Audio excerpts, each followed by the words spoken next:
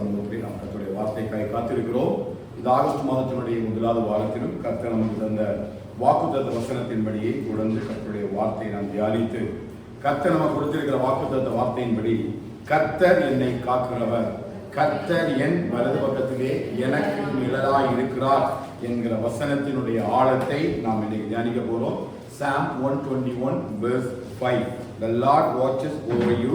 The Lord is your shade at your right hand. வலது பக்கத்திலே அவர் நமக்கு நிழலாய் இருக்கிறார் என்கிற வசனத்தை வைத்துதான் இன்னைக்கு எதற்காக இந்த வசனத்தை கர்த்தர் நம்முடைய சபைக்கு தந்திருக்கிறார் என்கிறதையும், கர்த்தர் என்னை எப்படியெல்லாம் காக்கிறார், எப்படியெல்லாம் எனக்கு நிழலாய் இருக்கிறார், அது பெரிய காரியம் அல்ல. எதற்காக என்னை கர்த்தர் காக்க வேண்டும், இதுதான் கேள்வி. கர்த்தர் என்னை எதற்காக காக்க வேண்டும்? நம்ம அன்றைய அதிகாரிகள் நம்ம பேசினது போல ஒவ்வொரு ராஜ்யங்களிலையும் பாதுகாப்பு கொடுக்கும்படி அரண்களை கட்டி அதற்கான படைவீரர்களை நிறுத்தி அந்த தேசத்தை காக்கும்படி, அந்த தேசத்தில் உள்ள எல்லா விதமான விலை உயர்ந்த பொருட்களை பொக்கிஷங்களை பார்க்கும்படி, அந்த தேசத்திற்கு தேவையான பாதுகாப்பை அருளும்படி பாதுகாப்பு வீரர்களை நிறுத்துவது வழக்கம். அப்படியே அவ்வளவு திரளான பாதுகாப்பு வீரர்களை அந்த தேசத்துக்காக நிறுத்தினாலும் இன்னும் இடையிடையே சில விதமான யுத்தங்கள் நடக்கிறது, சில விதமான திருடுகள் நடக்கிறது, சில விதமான போராட்டங்கள் நடந்து விடுகிறது. ஆனால் தேவன் தம்முடைய பிள்ளைகளாகிய நமக்கு இங்க நல்ல சங்கீதத்துல இந்த வார்த்தையை சொல்லும் போது கர்த்தர் என்னை காக்கிறவர், உன்னை இல்ல, கர்த்தர் என்னை காக்கிறவர். ஒவ்வொருவரையும் கர்த்தர் காக்கிற தேவனாக இருக்கிறார். எதை விசுவாசிக்கிறீங்க? அப்படி காக்கிற தேவன் மாத்திரமல்ல, அவன் என் வலது பாரசத்திலே எனக்கு நிழலாக இருக்கிறான். இவ்வளவு பெரிய உலகத்தை இல்லையா, இந்த உலகம் என்று சொல்லும்போது ஒரு சிறிய கோள் தான். எத்தனையோ கோள்கள் இருக்குது, அந்த கோள்கள்ல ஒரு சின்ன கோள் தான் இந்த உலகம். இதை கர்த்தர் படைத்தார். வானத்தையும் பூமியை படைத்து மனுஷனை உண்டாக்கினது மாத்திரமல்ல, அவர் நம்மை காக்கிற தேவனாய் இருக்கிறார் என்பதுதான் இங்க மிகப்பெரிய ஒரு ஆச்சரியம். என்ன ஆச்சரியம்? நாம் அறிந்திருக்கிற அறிவின்படியே விலை உயர்ந்த பொருட்களுக்கு மட்டும்தான் என்ன செய்ய முடியும்? பாதுகாப்பை அருள முடியும். விலை இல்லாத பொருட்களுக்கு பாதுகாப்பு கொடுப்பதற்கான அவசியமுமே இல்லை.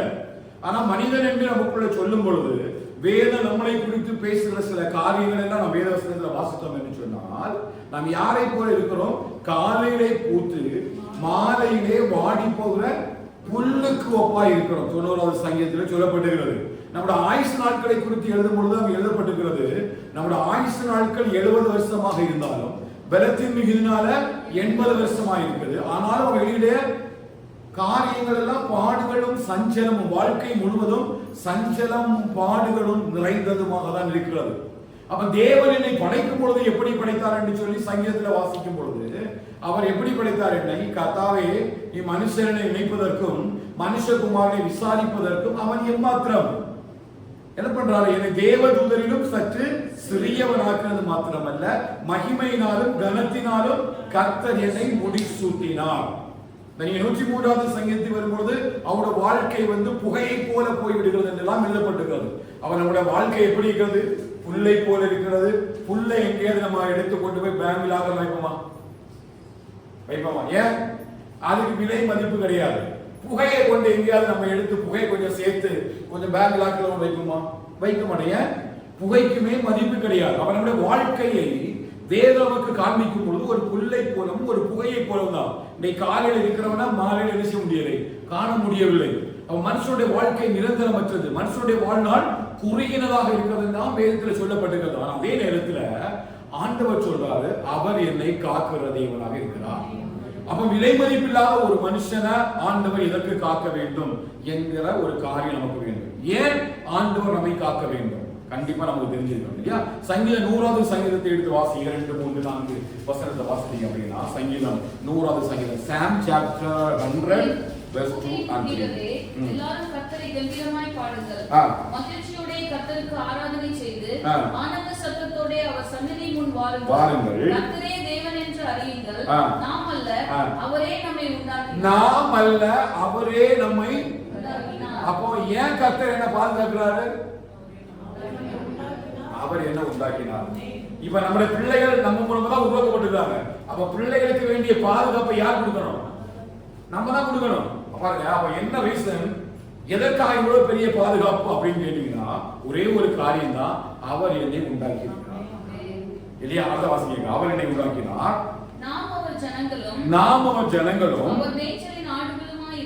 நாம் அவர் ஜனங்களும் மேய்ச்சலின் ஆடுகளுமாக இருக்கிறோம். ஏன் கர்த்தர் நம்ம பாதுகாக்கிறார் அப்படின்னு பாத்தீங்கன்னா, நாம் அவருடைய ஜனங்களும் அவரால் உருவாக்கப்பட்டவர்களுமா இருக்கிறோம். கர்த்தர் நம்மை சிருஷ்டித்திருக்கிறார்.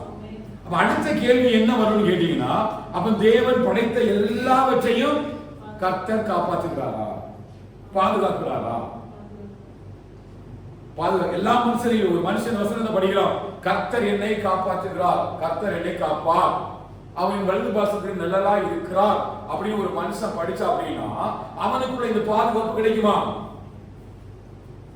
வேதத்தின் படி பேசணும். நம்ம எப்படி பண்றோம்? வேதத்தின் படிதான் பார்க்கிறோம். உலக மனுஷன் நம்ம பார்க்கறது இல்லை. உலக மனுஷன் பாத்தீங்கன்னா நம்ம எல்லாம் முன்னாடி தெரியும், ஒவ்வொரு ஊருக்கும் ஒரு காவல் தெய்வம் இருக்கு. எதுவுமே கேள்விப்படுவீங்க, இந்த ஊருக்கு இந்த சாமி தான் காவல் தெய்வம், இந்த சாமியோட கோட்டையை தாண்டி வர முடியாது. அருவா வச்சுட்டு இருக்கோம், நிறைய சிலையெல்லாம் வச்சிருக்கேன். டிராவல் பண்ணீங்கன்னா தெரியும், நிறைய சிலையெல்லாம் வச்சிருப்பாங்க. நிச்சயமா அந்த சாமி எல்லாம் ஊரை காக்குதா? காக்குதா? காக்குது. அது அங்க ஒரு அரணா இருக்கும். எந்த பரிசுத்த சக்தியும் உள்ள போகாம தன்னுடைய அந்த தீய சக்தியை வச்சு அது கரெக்டா ஒரு பாதுகாப்பு வச்சிருக்கும். என்னன்னா அங்க இருக்கிற தம்முடைய பிள்ளைகளுக்கு ஒரு அரணா இருக்கும். அதை விசுவாசிக்கிறாங்க. ஏன்னா பிசாசுகளும் அவருடைய தூதர்களும் அந்த பூமியில விழுந்தாங்க. அவனை பாதுகாக்கிறதுக்கு அவன் தன்னுடைய ஜனத்தை பாதுகாக்கிறது ஒரு காரியம் வச்சிருக்கான். அங்க நம்ம போக வேண்டாம். சாட்டன் நாலேஜ் ஒரு தனிப்பட்ட சமூகம் இருக்குது.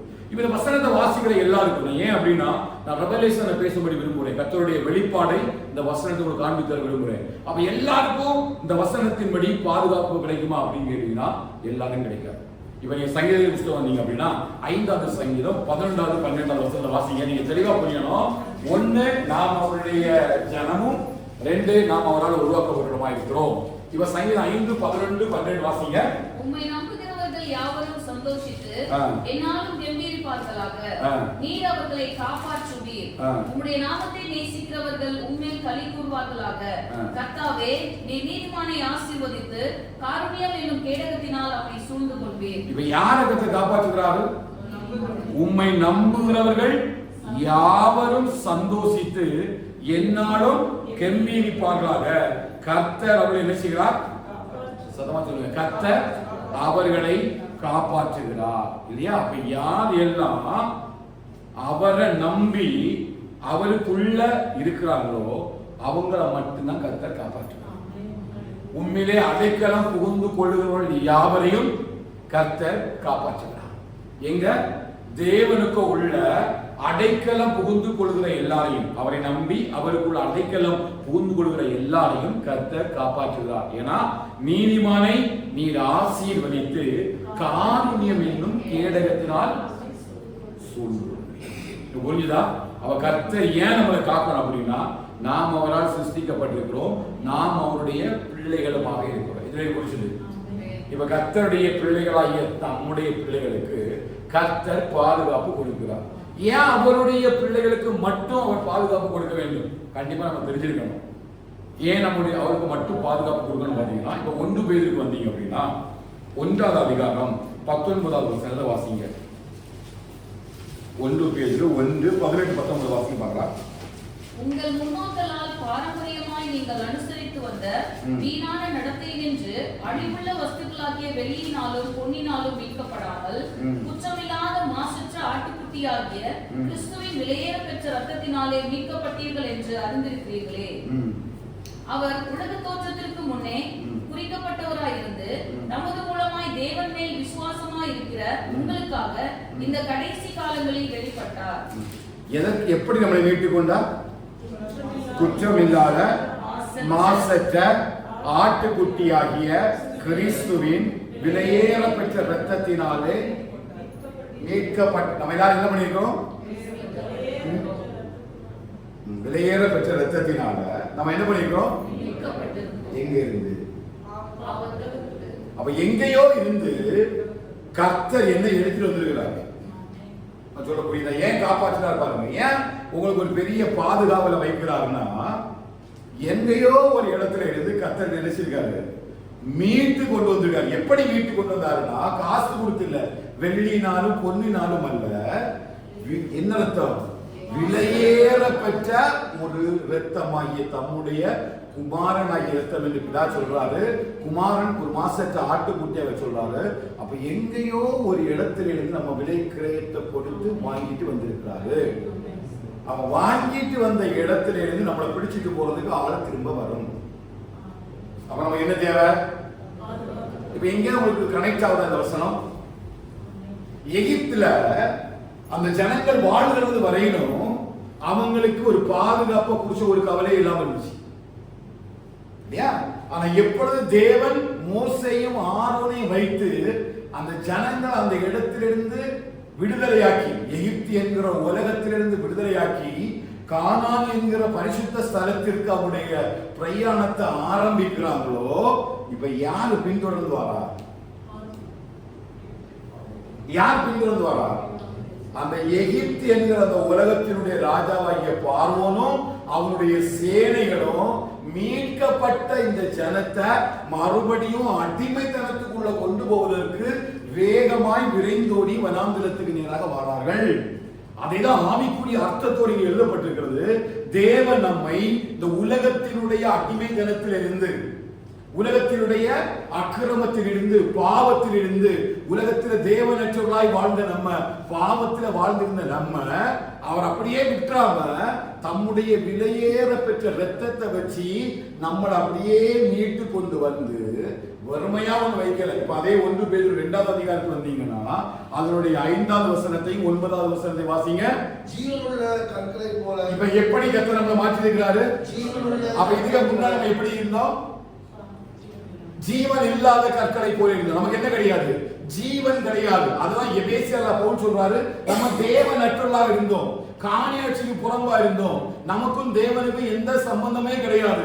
அப்படி குற்றவிலும் கொலையுமாய் கிடந்த இடத்துல இருந்துதான் தேவன் உங்களையும் என்னையும் சும்மா கொண்டு வரல, விலையேற பெற்ற ரத்தத்தினால மீட்டு கொண்டு வந்துட்டு எவ்வளவு ஒருத்தர் வந்தோம் அவரை பிடிச்சி கையில கொடுக்க மாட்டாங்க. அதனாலதான் ஒரு பெரிய பாதுகாப்பு அரணை நம்முடைய பிள்ளைகளுக்காக கட்டளைத்திருக்கிறார். இதை விசுவாசிக்கிறீங்க? உங்களை சும்மா உலகத்துல கொண்டு உங்களை கஷ்டப்படுத்துறதுக்கும், சும்மா நீங்க நஷ்டம் அடைக்கிறதுக்கும், நீங்க சும்மா ஏதோ ஒரு ஆபத்துல சிக்கி சிதறதுக்கும் ஒன்னும் அவர் தம்முடைய விலையேற பெற்ற ரத்தத்தை சிந்தர உங்களை எப்படி வச்சிருக்கிறார்னா ஜீவனுள்ள கற்களாய். முதல்ல ஏன் எனக்கு பாதுகாப்பு என்கிற விசுவாசத்தை நீங்க உணரணும். ஒவ்வொருத்தரும் சொல்லணும். என்ன சொல்லணும்?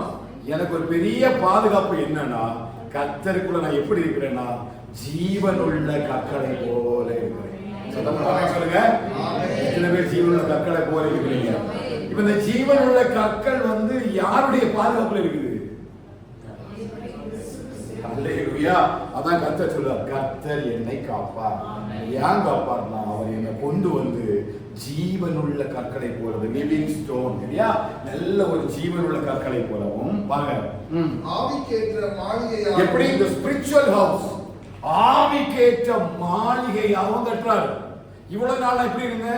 அக்கிரமத்திலையும் பாவத்திலையும் தேவன் எனக்குள்ள வரக்கூடாத அளவிற்கு அது ஒரு பாழடைந்த மண்டபம் போல, இடிந்த ஒரு மண்டபம் போல, மதில் இல்லாத மண்டபம் போல, அது பாழ்கடிக்கப்பட்ட பட்டணங்கள் போல இருந்த என்னுடைய வாழ்க்கைய இந்த ஜீவனுள்ள கற்களை போல மாற்றி என்னை எப்படி கட்டுகிறார்னா ஆவிக்கேற்ற மாளிகை. யார் வாசம் பண்ணும்படி? ஒரு பரிசுத்தம் உள்ள தேவன் வாசம் பண்ணும்படி. இவ்வளவு பெரிய ஒரு பொக்கிஷத்தை உங்களுக்குள்ள வச்சுட்டு அவர் எப்படியே கைவிடுவார்னு உங்களால் நம்ப முடியும்? விடுவாரா? விடுவாரா? இதுக்காக நம்மளை எடுத்துட்டு வந்து ஜீவன் உள்ள கல்லா மாற்றினாரு. இதுக்காக உங்களை என்னையும் ஆவிக்கேற்ற, எப்படி ஆவிக்கேற்ற ஸ்பிரிச்சுவல் ஹவுஸா வாழ வைக்கிறார். எதுக்குன்னா அவர் நமக்குள்ள வாசம் பண்ணி விரும்புகிறார். நான் அவர்களுக்குள்ள உலாவி, நான் அவங்களுக்குள்ள வாசம் பண்ணுவேன், நான் அவர்கள் தேவனாய் இருப்பேன், அவர்கள் என் ஜனமாய் இருப்பார்கள். அந்த தேவன் கைவிடுவான்னு நினைக்கிறீங்களா? சும்மா உணவுகளை வாங்கல, யாரோ ஒரு உங்களை தூக்கிட்டு போறதுக்கு, ஏதோ ஒரு வேடனுடைய கண்ணிக்கு, ஏதோ ஒரு பாழாக்கும் கொள்ளை நோக்கி, ஏதோ ஒரு ஆபத்துக்கு, ஒரு இரவுல ஒரு பகல்ல வரக்கூடிய கொள்ளை நோக்கி ஒன்னும் உங்களை சேதப்படுத்தும்படி கர்த்தர் ஏதோ சும்மா உங்களை வாங்கிட்டு வந்தாங்க. சொந்த குமாரனுடைய விலையேற பெற்ற ரத்தத்தை கொடுத்து ஒரு பெரிய ஜீவனுள்ள கல்லாக, ஆவிக்கேற்ற மாளிகையாக பரலோகம் உங்களை பார்த்துட்டே இருக்குது. அதனால தூதர்கள் நம்மளை சுற்றி இருக்கிறாங்க, காவல் பண்றாங்க. நீ உன் போக்கையும் வரத்தையும் ஏன் ஆசிரியா தெரியுமா? நீ நடந்து போறது ஆவிக்கேற்ற மாளிகையாக. தூதர் பார்க்கும்போது ஒரு ஆவிக்கேற்ற மாளிகை நடக்குது. ஒருவேளை நமக்கு நம்மள தெரியாம இருக்கலாம். ஆனா பரலோகத்துல தூதர் பார்க்கும்போது என்ன பண்ணுவாங்க? நம்ம நடக்கும்போது என்ன நடக்குது? ஒரு மாளிகை, ஆவிக்கேற்ற மாளிகைய கர்த்தர் இங்க வாசம் பண்றாங்க இல்லையா? ஒரு ஆலயம், கர்த்தர் வாசம் பண்ணக்கூடிய ஆலயத்தை நம்ம கூட பரிசுத்தமா வச்சிருப்போம். நம்ம போய் அசிங்கம் பண்ணுவோமா? தூசி அடைய விடுவோமா? டெய்லி நமக்கு ஒரு டைம் கிடைச்சுன்னா அந்த ஆலயத்தை வெளிச்சுவோம், உடைச்சி தூத்து அவ்வளவு கிளீன் பண்ணி வச்சிருப்போம். அந்த ஆலயமாக தான் கர்த்தர் வச்சிருக்காரு. அவர் ஜீவனுள்ள கற்களாகவும் ஆவிக்கேற்ற மாளிகையாகவும் இயேசு கிறிஸ்து மூலமாய் தேவனுக்கு பிரியமான ஆவிக்கேற்ற பலிகளை செலுத்தும்படிக்கு பரிசுத்த ஆசாரிய கூட்டமாகவும். எப்படிப்பட்ட ஆசாரிய கூட்டம்? சத்தமா சொல்லுங்க. பரிசுத்த ஆசாரிய கூட்டம். ஏன் தேவனை காக்கணும்? நான் தேவனுக்கு ஏற்ற பிரியமான பலியை செலுத்துவதற்கு கர்த்தர் என்ன பரிசுத்த ஆசாரிய கூட்டமா வச்சிருக்கிறார். கர்த்தர் ஏன் என்ன காக்கிறார்? 3 காரியம். 1, ஜீவனுள்ள கல்லப்போன் என்ன மாற்றிட்டாரு, என் ஆவிக்கேற்ற மாளிகையை மாற்றிட்டாரு, தேவனுக்கு பிரியமான பலிகளை செலுத்தத்தக்க ஆவிக்குரிய பரிசுத்த ஆசாரிய. இது 3 இந்த உலகத்துல பணம் கொடுத்தாலும் கிடைக்காது. அப்போ இந்த பொக்கிஷத்தை எங்க வச்சிருக்கிறாரு? அவன் யார்தான் பாதுகாக்கணும்? யார்தான் பாதுகாக்கணும்? அவர் தான் பாதுகாப்பா சொன்னார். கர்த்தர் உன்னை காப்பார். மேபி உனக்கு தெரியாம இருக்கலாம் ஏன் கர்த்தர் என்ன காக்கணும்னு. ஆனா கர்த்தர் உனக்குள்ள வச்சிருக்கிற பொக்கிஷம் ஒருத்தனுக்கு தெரியாது. இப்ப அதை 9வது வசனத்துக்கு வாங்க. நீங்களோ உங்களை அந்த காலத்தில் இன்று தம்முடைய ஆச்சரியமான உங்களை எங்கிருந்து? அந்த காலத்தில், from the darkness to the eternal life. அதுக்கு அடுத்த அழகான ஆங்கில வார்த்தை இருக்குது, ஒண்டர்ஃபுல் லைஃப் அப்படின்னு NIV எழுதியிருக்கிறாங்க. ஒண்டர்ஃபுல்னா நல்ல அதிசயமான ஆச்சரியமான ஒளியிடத்திற்கு வரவழைத்த தேவன். நம்ம எங்க இருந்தோம்? டார்க்னஸ்ல இருந்தோம், இருள இருந்தோம். அப்போ ஒரு மீட்பு நடைபெற்றிருக்கிறது இல்லையா? இருளானது அதை பற்றி கொள்ளவில்லை, ஆனா இருளானது அதை பற்றி கொள்ள ட்ரை பண்ணும். அதனாலதான் ஆண்டு என்ன பண்றாரு? அந்த இருளில இருந்து நம்மளை பிரிச்சு எடுத்து வாசிங்கன்னா ஆச்சரியமான ஒளியிடத்திற்கு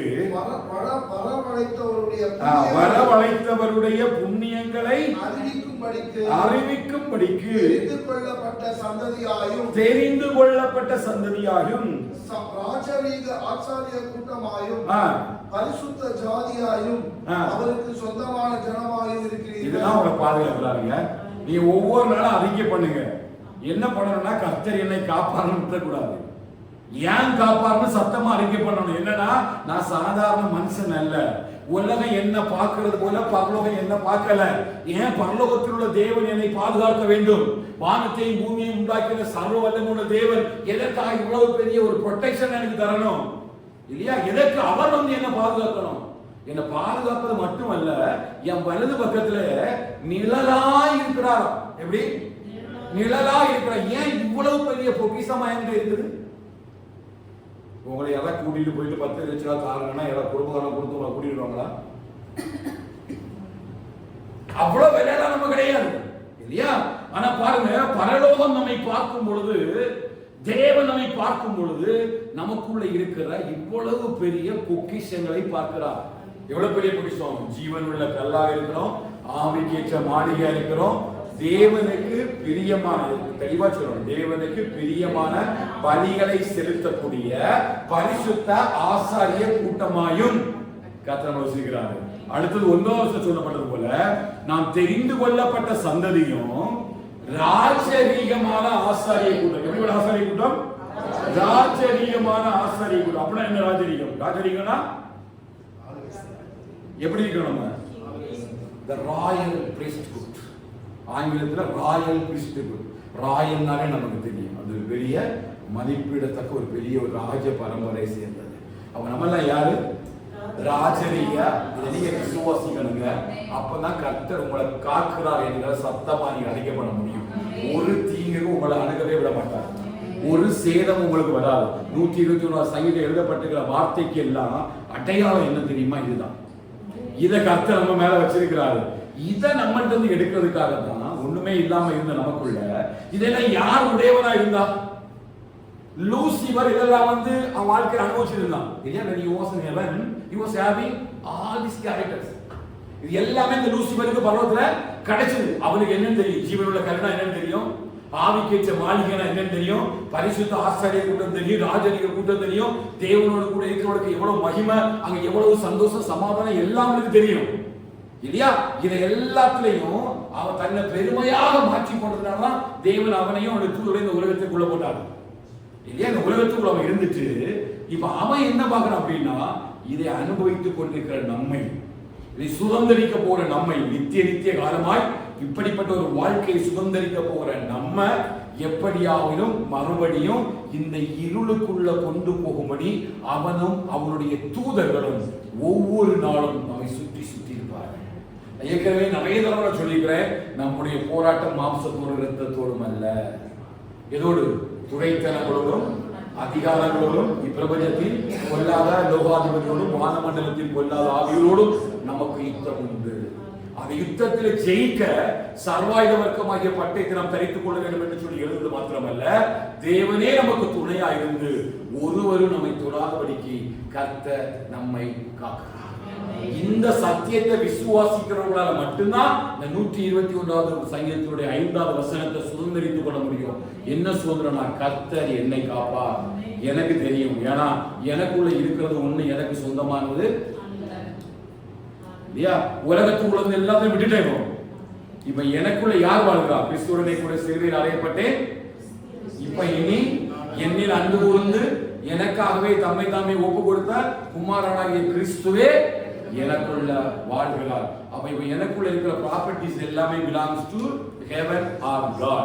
இப்ப இந்த பொக்கிஷத்தை எடுக்கும்படிதான் ஒருவன் ஒவ்வொரு நாளும் சுற்றுகிறார். அதான் போன மாசம் கத்திரங்க சொன்னது போல வேடனுடைய கண்ணிக்கு வேடனிக்கிறான், கண்ணி விதிக்கிறான். எதுக்கு? நம்மள்ட்ட இருந்த பொக்கிஷத்தை எல்லாம் எடுத்துட்டு போறதுக்கு அவன் ஒவ்வொரு நாளும் எவ்வளவு காரியம் செய்ய முடியுமோ அவ்வளவு காரியங்களை செய்யறாங்க. மீட்டெடுக்கப்பட்ட நமக்கு கண்டிப்பா என்ன தேவை? ஒரு பெரிய பாதுகாப்பு தேவை. அல்லேலூயா. அதனாலதான் இவ்வளவு தூரம் மிகப்பெரிய பொக்கிஷங்களை நம்ம ஒவ்வொரு நாளும் என்ன செய்யறோம்? சுமந்து திரிகிறோம். இந்த பொக்கிஷத்தை என்ன கிடையாது? விலை கிடையாது. விலை மதிப்பற்ற இரத்தத்தினால மீட்கப்பட்ட நமக்குள்ள தரப்பட்ட இந்த பொக்கிஷத்துக்கு என்ன கிடையாது? விலை மதிப்பு கிடையாது. உலகத்துக்கு அது தெரியாது. உலகத்துல மக்கள் எதுக்கு சர்ச்சைக்கு போறா, இவன் எதுக்கு ஆராதிக்கிறா, சும்மா வசனம் சொல்றா, சும்மா வார்த்தை சொல்றா, வெளிப்பாடு சொல்றா. அப்ப அந்த மக்களுக்கு நாம் தரித்திருக்கக்கூடிய இந்த ராஜரீக பட்டயம் அல்லது ராஜரீக பட்டம் இவருக்கு தெரியாது. அது யாருக்கு தெரியும்னா, அவர்களை ஆளுகை செய்கிற அவங்களுக்குள்ள இருந்து கிரியேட் ஒருவன் இருக்காங்க இல்லையா, அவனுக்கு தெரியும். அவன் தான் ஒவ்வொரு நாளும் அவனுடைய ஆட்களை ஏவி விட்டு சில வார்த்தைகளை கொண்டு சில சூழ்நிலைகளை கொண்டு நம்மளை உடைந்து போக பண்ணி சில கிரியைகள் ஏற்பட பண்ணி எப்படியாகிலும் இந்த காரியத்தை நம்மளிருந்து எடுக்கும்படி விரும்புகிறார். ஆனா கர்த்தர் ஒரு நாளும் அதற்கு அனுமதிக்கிறதே இல்லை.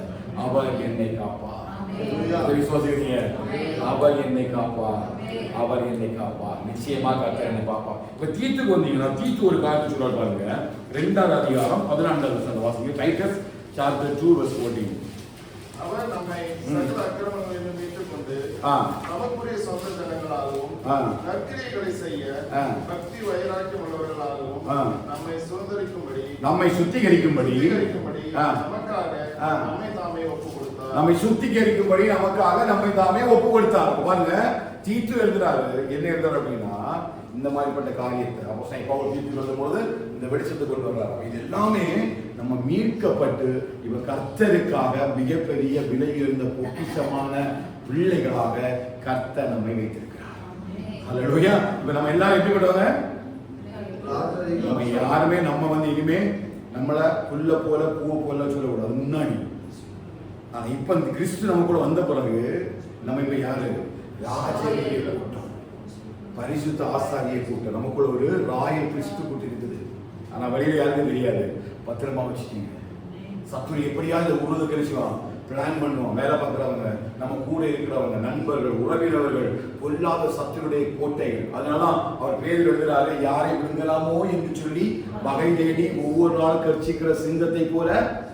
யாரு யார் அந்த பிசாசு? Lucifer and his angels. ஒவ்வொரு நாளும் யார விழுங்கலாம் வாயான்னு குழந்தையே வர்றான். கொஞ்சம் நம்ம இடம் கொடுத்துட்டோம் அப்படின்னா அள்ளி வாயில போட்டுட்டு போயிடுவோம். அல்லேலூயா. அதுக்கு நம்ம ஒப்பு கூடாதபடிக்கு கர்த்தர் நம்மை காப்பார். எதை விசுவாசிக்கிறீங்க?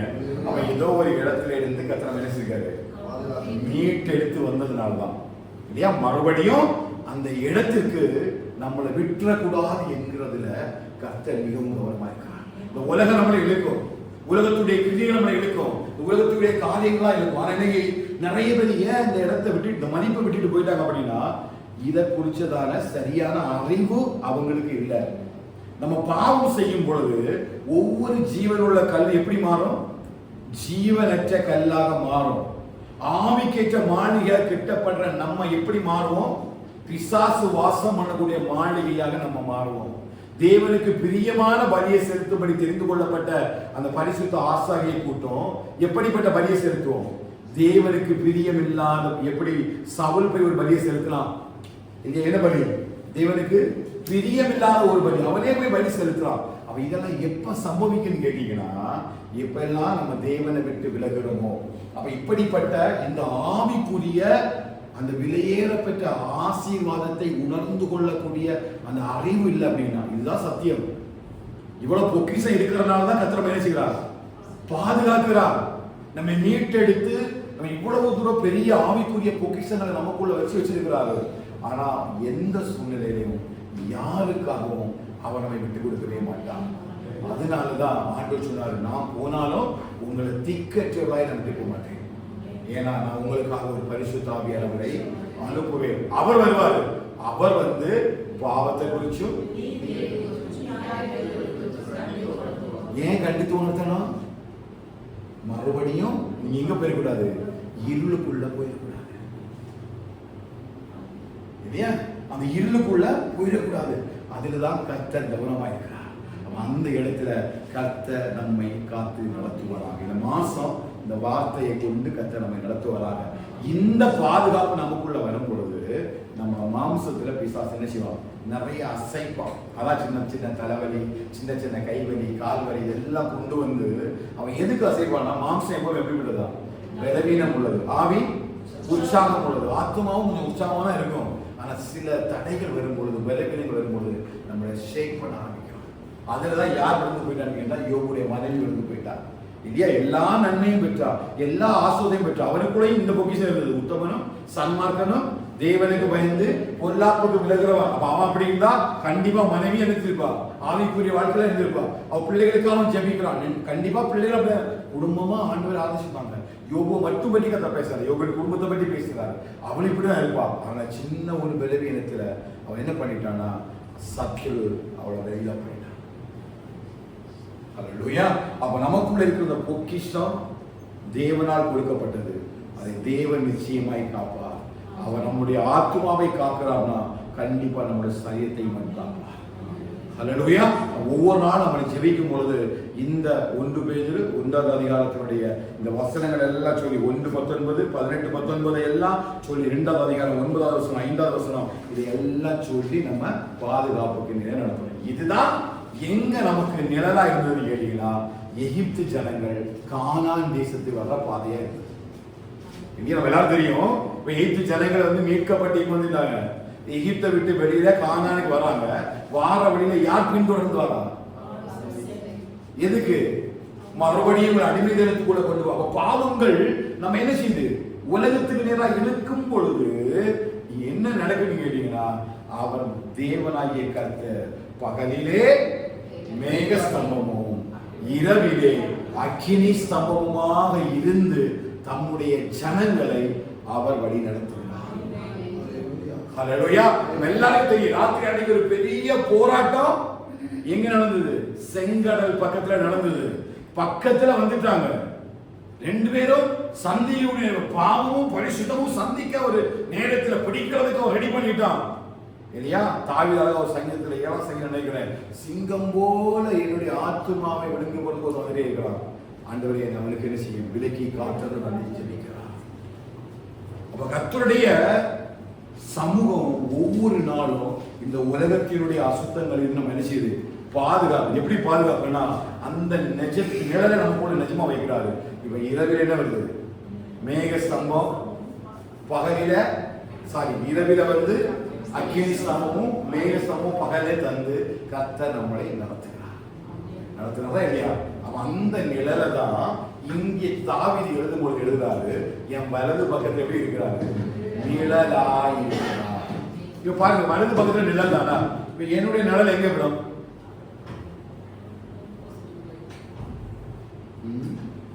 என் வலது பக்கத்துல நிழலா இருக்கிறார் இல்லையா? சரி, கேட்கட்டும், ஒன்றும் பிரச்சனை இல்லை, அது எங்க விட்டு போட்டோம். இவன் வலது பக்கம் அவர் இருக்கிறாரு இல்லையா? என் நிழல் எதற்கு எனக்காக? அது என்ன ஒரு இடத்திலிருந்து பாதுகாப்பு. ஏதாவது ஒண்ணு சம்பவிக்கணும்னா முதல்ல என்ன செய்யும்? நிழலுக்கு தான் வந்துட்டு என்ன தாக்கும் இல்லையா? அப்ப ஒரு தேவன் இருக்கிறார், எதுவுமே அவரே அல்லாமல் ஒன்றும் என்னை அவரே அல்லாமல் ஒன்றுமே என்ன செய்யாது, அணுகாது. அப்போ பகலானாலும் இரவானாலும் ஒரு காலமும் ஒரு தீங்கும் நம்மை வராதபடிக்கு கர்த்தர் பாதுகாப்பார். எப்படி அந்த ஜனங்கள் எல்லாம் வழி நடத்துறாங்க. இதை நடத்தி இவன் கானானுக்குள்ள வரும் பொழுது செங்கடல்னு ஒண்ணு வந்துச்சு. இதான் பாடு. செங்கல்னு வழி அடைச்சது. ஆனா அங்கே கத்தரிச்சார், பாதுகாத்தார். அப்புறம் நேர வராங்க, தண்ணீர் ரெண்டைக்கு வராங்க, மாறாவுக்கு வராங்க, தண்ணீர் கசப்பா இருக்குது இல்லையா?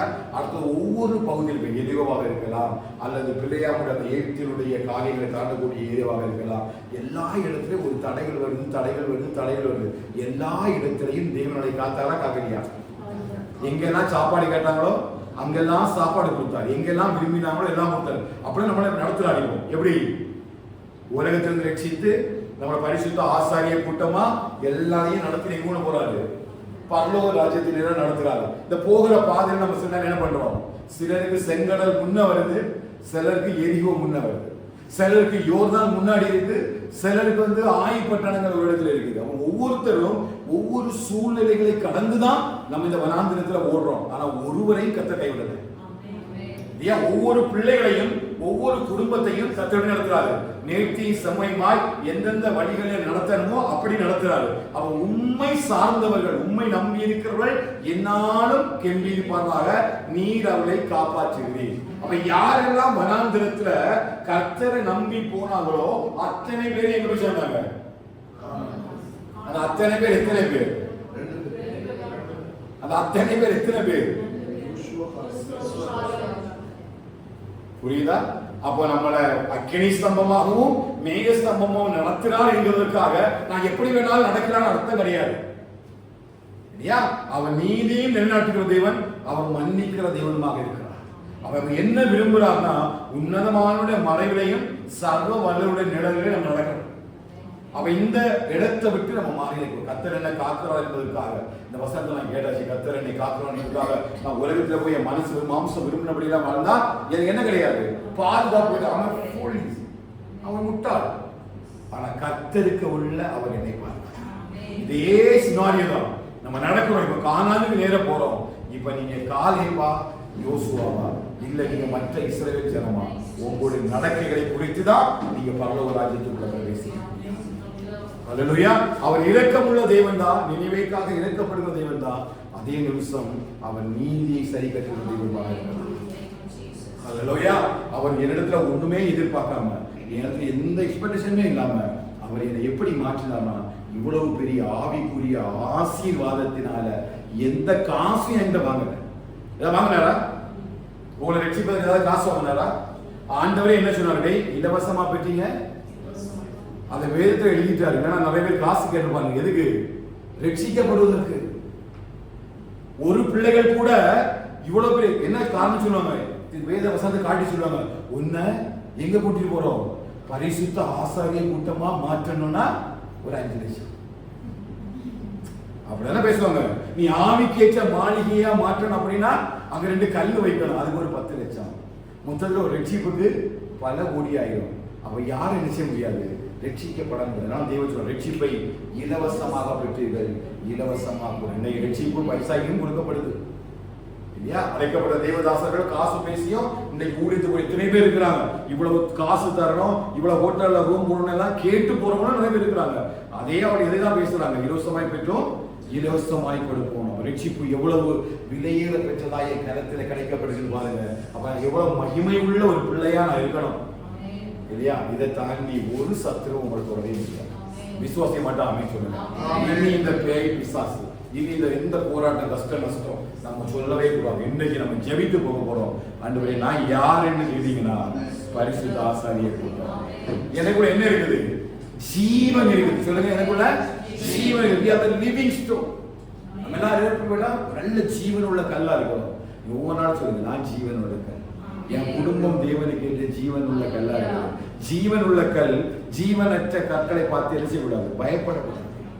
அப்ப ஜீவன் உள்ள கல் நம்ம ஆவிக்கேற்ற மாளிகை, நம்ம பரிசுத்த ஆசாரிய கூட்டம், ராஜரிய கூட்டமாய் கர்த்தர் நம்ம வச்சிருக்கிறதுனாலதான் அந்த வசனத்தை நம்மளை சமைக்கிறது வந்திருக்கிறாரு. நீங்க ஒவ்வொரு தலையில கை வச்சு ஒப்பு கொடுத்து குடும்பமா கடந்து போங்க. இந்த மாசம் முழுவதும் கர்த்தர் உங்களை காப்பார். இந்த மாசம் இல்ல, உங்க வாழ்நாள் முழுவதும் ஒவ்வொரு நாளும் நீங்க அறிக்கை பண்ணி ஜெபிங்க.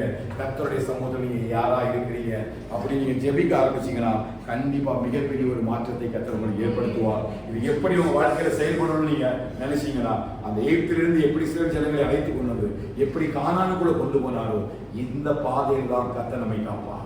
அவங்களோட வஸ்திரமும் பழசாகல. வஸ்திரம்னா நமக்கு ஆவிக்குரிய வஸ்திரம் இல்லையா? மெய்யான நீதியிலும் பரிசுத்தத்திலும் நீதியின் சார்பையை நமக்கு தந்திருக்காரு. நம்ம போர்த்தனை இது என்ன செய்யாது, பழசாகாது இல்லையா? சுவிசேஷம் என்னும் பாதரட்சி. இந்த பாதரட்சி என்ன செய்யாது, ஒரு நாளா தேய்ச்சி போகாது. சுவிசேஷம் தேயுமா?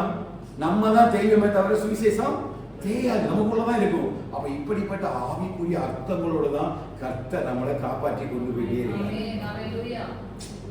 நம்ம கண்ணுக்கு தெரியுமோ தெரியாதோ பிசாசு நம்ம இடத்துல வரும்பொழுது நமக்கு அதனால சில காரியத்தை காட்டுறது. நம்ம ஒரு பெரிய பாதையில ஒரு இடத்துல நம்ம நடந்து போயிட்டே இருக்கிறோம். இப்ப நம்ம வராந்திரத்துல நமக்கு என்ன தெரியும்? வெயிலுடைய தாக்கம் எவ்வளவு தெரியும், எவ்வளவு இருக்கு தாக்கம். அப்ப அந்த இடத்துல என்ன தேடுவோம் நம்ம? அந்த நிழல் தான் வருது. அப்ப இரவுல அதுக்கு அடுத்த வசனம் இடம் நிறைய இருக்குது. இரவில் என்ன வரும்? சூரியன் வரும். இரவில சூரியன் ஆகிடும், பகலிலே சூரியன் ஆகிடும், இரவிலே நிலைவாகிடும் மாறி. நான் கொஞ்சம் ஆராய்ச்சி பார்த்தேன். எங்க ஆராய்ச்சி பார்த்தேன்னா, ஆதியாகமம் 3வது அதிகாரத்தை ஆண்டவர் சொல்றாரு பகலில குளிர்ச்சியான வேளையில. அப்ப எப்படி இருந்தது பகல்? இப்ப பகல் எப்படி இருக்குது? ஏன்?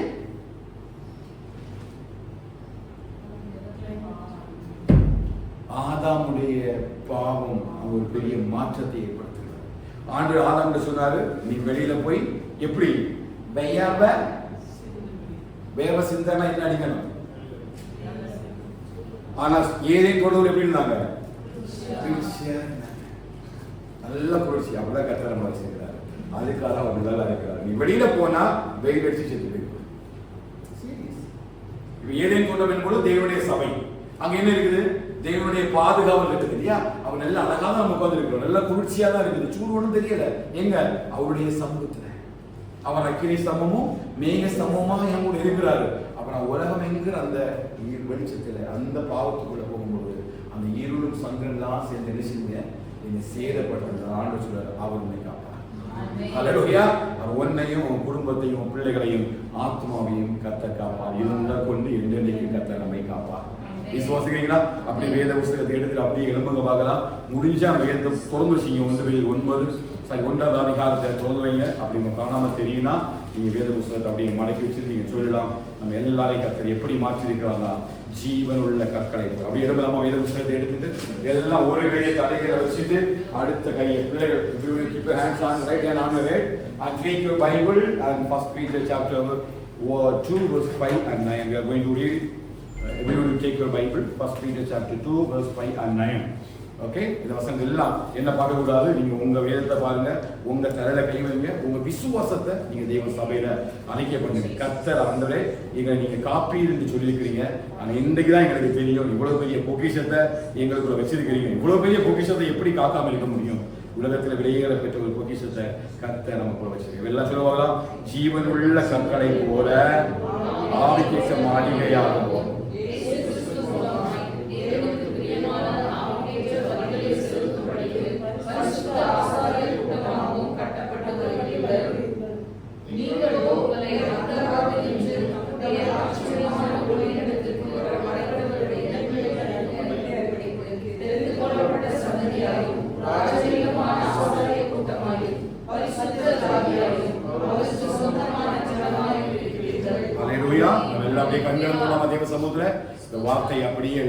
மனசுல வச்சு ஆண்டோட சமூகத்தில் ஒப்பு கொடுங்க பார்க்கலாம். ஆண்டவரே, இப்படிப்பட்ட பாதுகாவலை கர்த்தரிகளுக்கு வைத்ததற்காக இப்படிப்பட்ட பாதுகாவலை கர்த்தரிகளுக்கு ஆண்டவரே தந்த நல்ல கிருபைகளுக்காக ஆண்டவரே நமக்கு ஸ்தோத்திரம்.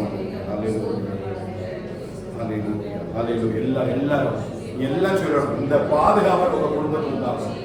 எங்க போகிற இடங்கள்ல வருகிற இடங்கள்ல எல்லா காரியத்திலையும் எல்லா இடத்திலையும் இந்த பாதுகாவலை கர்த்தர் உங்களுக்கு உங்க பிள்ளைகளுக்கு தருவார். வாகனத்துல போகும்போது, வேலை பார்க்கிற இடங்களை போகும்போது எல்லா வசனத்தை திரும்ப சொல்லி ஆண்டவரே எங்களை காக்கிற தேவனே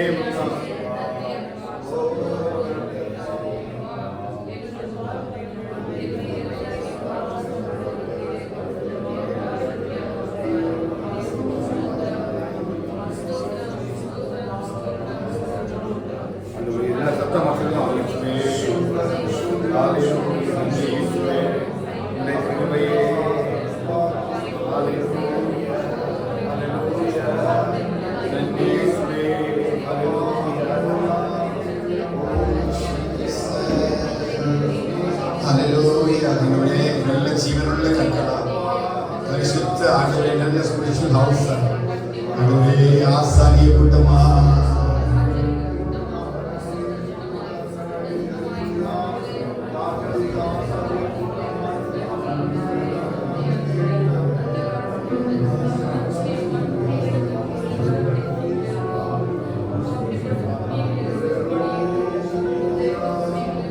அப்படி எல்லா குடும்பத்துக்கும் பிள்ளைகளை ஒப்பு கொடுக்கும்.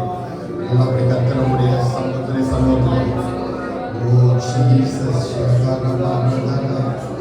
ஓ ரீகா மல்லதாரா சந்தரா நல்லரா ரேவலரா கத்தருடைய ஆவியானவர் நாளில இந்த வார்த்தைகளை கொண்டு ஆண்டவர் நம்மை தெரிந்தெடுத்து கிருபையாய் நமக்கு தந்திருக்கிற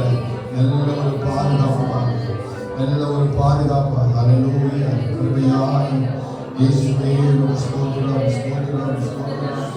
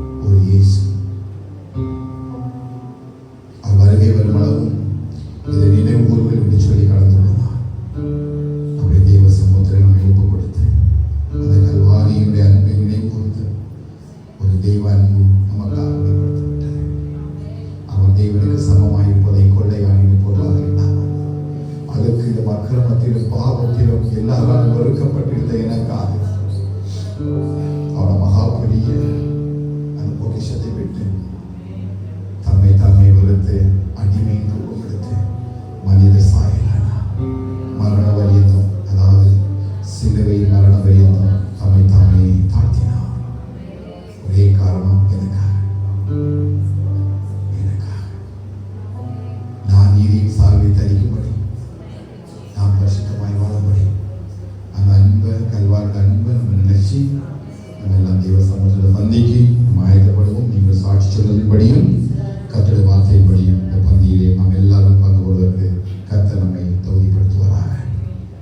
11வது அதிகாரத்தில் வசனங்களை வாசிக்கிறேன். 23வது வசனத்தில், நான் உங்களுக்கு ஒப்புவித்ததை கர்த்தரிடத்தில் பெற்றுக்கொண்டேன் என்னவெனில், கர்த்தராகிய இயேசு தாம் காட்டிக் கொடுக்கப்பட்ட ராத்திரியிலே அப்பத்தை எடுத்து ஸ்தோத்திரம் பண்ணி அதை பிட்டு நீங்கள் வாங்கி புசியுங்கள், இது உங்களுக்காக பிற்கப்படுவது என்னுடைய சரீரமாக இருக்கிறது, என்னை நினைவு கூறும்படி இதை செய்யுங்கள் என்றார். போஜனம் பண்ணின பின்பு அவர் அந்தபடியே பாத்திரத்தை எடுத்து, இந்த பாத்திரம் என் இரத்தத்தினாலாகிய புதிய உடன்படிக்கையாக இருக்கிறது, நீங்கள் இதை பானம் பண்ணும் போதெல்லாம் என்னை நினைவு கூறும்படி இதை செய்யுங்கள் என்றார். ஆகையால் நீங்கள் இந்த அப்பத்தை புசித்து இந்த பாத்திரத்தில் பானம் பண்ணும் போதெல்லாம் கர்த்தர் வருமளவும் உங்களுடைய மரணத்தை தெரிவிக்கிறீர்கள். இப்படி இருக்க எவன் பாத்திரமாய் கர்த்தருடைய அப்பத்தை புசித்து அவருடைய பாத்திரத்தில் பானம் பண்ணுகிறானோ அவன் கர்த்தருடைய சரீரத்தையும் இரத்தத்தையும் குறித்து குற்றமுள்ளவனுமாய் இருப்பான். எந்த மனுஷனும் தன்னைத்தானே சோதித்தறிந்து இந்த அப்பத்தில் புசித்து இந்த பாத்திரத்தில் பானம் பண்ணுகிறான் எண்ணத்தினாலெனில் அபாத்திரமாய் போஜனம் பானம் பண்ணுகிறவன் கர்த்தருடைய சரீரம் இன்னதென்று நிதானித்து அறியாததினால் தனக்கு ஆக்கினை தீர்ப்பு வரும்படி போஜனம் பானம் பண்ணுகிறான். இது நிமித்தம் உங்களில் அநேகர் பலவீனரும் வியாதி உள்ளவருமாய் இருக்கிறார்கள், அநேகர் நித்திரையும் அடைந்திருக்கிறார்கள். நம்மை நாமே நிதானித்து அறிந்தால் நாம் நியாயம் தீர்க்கப்படும். நாம் நியாயம் தீர்க்கப்படும் போது உலகத்தோடு ஆக்கினைக்குள்ளாக தீர்க்கப்படாதபடிக்கு கர்த்தராலே சிக்ஷிக்கப்படுகிறோம். நாம் நியாயம் தீர்க்கப்படும் பொழுது உலகத்தோடு ஆக்கினைக்குள்ளாக தீர்க்கப்படாதபடிக்கு கர்த்தராலே சிக்ஷிக்கப்படுகிறோம். நம்மை நாமே நிதானித்து அறிந்தால் நாம் நியாயம் தீர்க்கப்படும். எல்லாம் நம்ம நிதானித்து அறிவோம். தேவ சமுத்திரம் அப்படியே நம்ம எல்லா அப்பத்துக்காக திராட்சைக்காக எல்லாரும் ஸ்தோத்திரம் செலுத்தி கர்த்தருடைய சமுத்திரம் நம்ம அப்படியே தாழ்த்தி இந்த பரிசுத்த கர்த்தருடைய பந்திக்கு என்று சொல்லி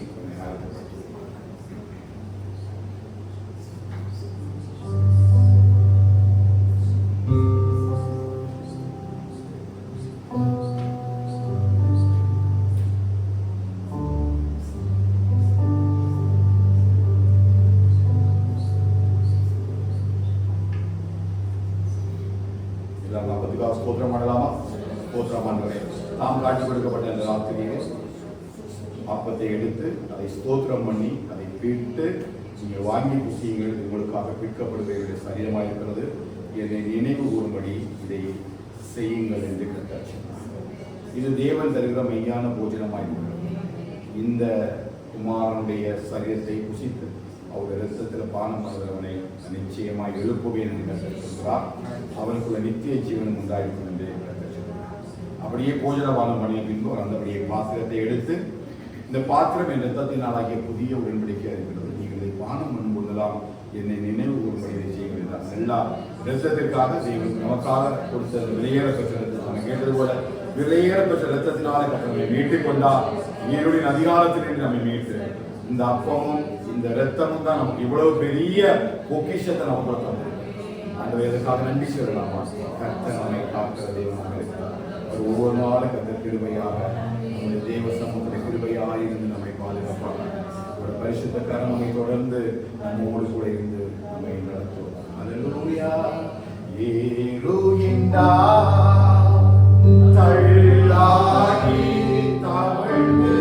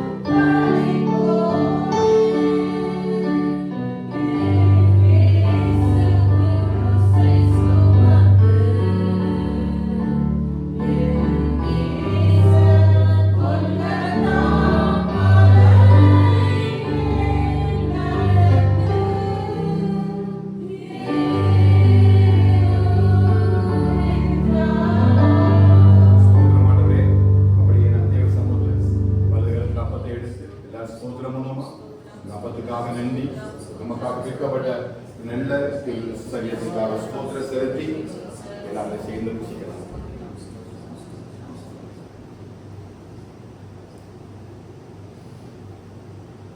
தேவ நேரத்தில் புதிய இரத்தத்தினாலாகி உடன்படிக்கை நமக்காக சிந்தப்பட்டது. ஸ்தோத்திரம் பண்ணாமா? ஸ்தோத்திரம் பண்ணவே இதற்காக நன்றி ராஜா. ஜீவனைகளை கூட தருகிறார். இயேசு ரத்தம் சகல பாவம் இருக்கிறவன் சுத்திகரிக்கும் எழுதப்பட்டது போல் எல்லா அழுக்கையும் நீக்கியும் பரிசுத்தமான ஆசாரிய கூட்டமாய் என்னை மாற்றினதற்காக நம்ம ஸ்தோத்திரம்.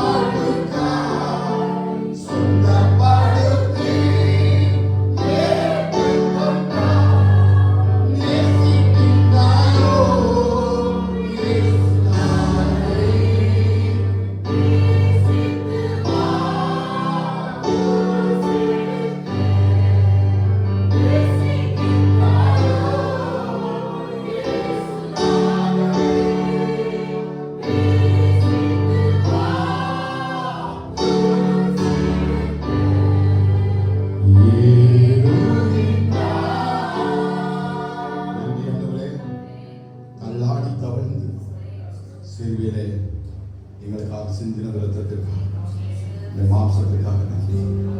அல்லது புஷிக்கிறவனுக்கு ஜீவன் உண்டு, உன்னை கடைசி நாட்கள் எழுப்புவேன், இதுவே மெய்யான போஜனமாக இருந்துச்சு. மெய்யான போஜனத்தில் கலந்து கொள்ளும்படிக்குவது அதுவே இறக்கமுள்ள தேவனே. என் ஆளுநருடைய ஆராதனை ஆஸ்வதிக்க ஸ்தோத்திரம். ஒவ்வொரு போதிலும் பிரசனத்தை உணர்படிக்க விடுறீங்க. இந்த வார்த்தையின் வெளிப்பாட்டை கொண்டு நிரப்பி எங்கள் பரிசுத்த ஆசாரிய கூட்டமாய் எங்கள் அனுப்புறீங்களே உங்களுக்கு ஸ்தோத்திரம். கர்த்தர் எங்களை காப்பார். கர்த்தர் எங்கள் வலுப்பக்கத்தில் நல்லா இருக்கிறார். இந்த வசனம் முழுவதும் எங்கள் குடும்பத்தினுடைய சபைக்கு உண்டாவதாக என்று சொல்லி இயேசுவின் நாமத்தை சுதந்திரித்துக் கொண்டு சொல்கிறேன். கர்த்தரை பந்திக்கு நன்றி செலுத்துவோம். அப்ப பரிசுத்தமாய் வாழ கிருபை செய்கிறார். நாங்கள் நிதானித்து அறிந்து ஒவ்வொரு நாளும் பரிசுத்தத்தில் பங்கெடுக்க கர்த்தர் கிருபை செய்கிறார். வாரம் முழுவதும் ஆஸ்வதிங்க. வாரம் நடக்கிற எல்லா ஊழியர்களும் ஆஸ்வதிங்க. கர்த்தருடைய கிருபைகளோடு கூட தங்கி இருக்கிறது ஜெபிக்கிறோம். இரத்த கோட்டைகள் முழுமாய் மறைத்துக் கொள்ள முடியாது ஜெபிக்கிறேன். தாவே சமாதானத்தின் தேவை நம்மை கூட எடுத்து தொடர்ந்து நடத்துகிறார். அடுத்த வாரம் வருவதே பிரச்சனைகளை சொல்லுவார்கள். துதி கனமும் மகிமை எல்லாம் நமக்கு செலுத்துகிறோம். இயேசுவின் நாமத்தில் ஜெபிக்கிறோம் எங்கள் ஜீவன நல்ல பிதாவே. நசரேத்தின் ஆத்துமாவே கர்த்தரை ஸ்தோத்திரி.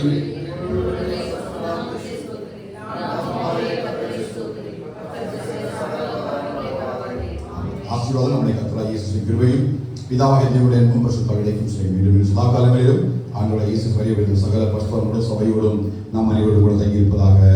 ஆமென் ஆமென். ஹல்லேலூயா ஹல்லேலூயா ஹல்லேலூயா. கர்த்தர் நம்மை ஆசீர்வதிப்பாராக.